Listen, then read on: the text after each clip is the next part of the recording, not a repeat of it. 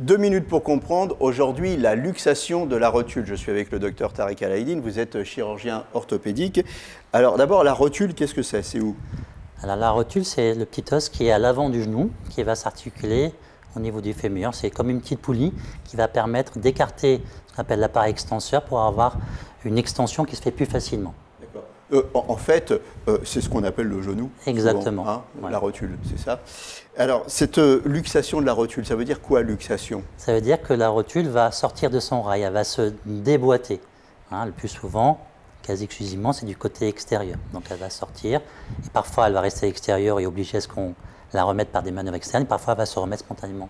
D'accord. Ça se produit quand on a un accident, quand on fait un faux mouvement, peut-être aussi quand on sollicite trop les muscles, peut-être, non? Non, c'est souvent dans un faux mouvement traumatique, si on n'a pas de prédisposition, mais parfois ça peut être le témoignage d'une véritable anomalie anatomique du rail rotulien qui, au lieu d'être creux comme ça pour maintenir la rotule en place, va être plat, voire bombé.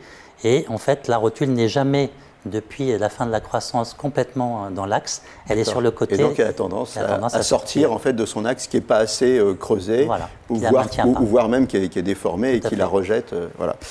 Alors, bon, ça, c'est des gaps pathologiques, mais la plupart du temps, on a eu un petit accident. Alors, qu'est-ce qui se passe? Qu'est-ce qu'on fait? C'est douloureux? C'est douloureux, puisque pour que la rotule se déboîte, elle va déchirer une petite amarre qui est sur le côté interne, qu'on appelle l'aileron rotulien interne.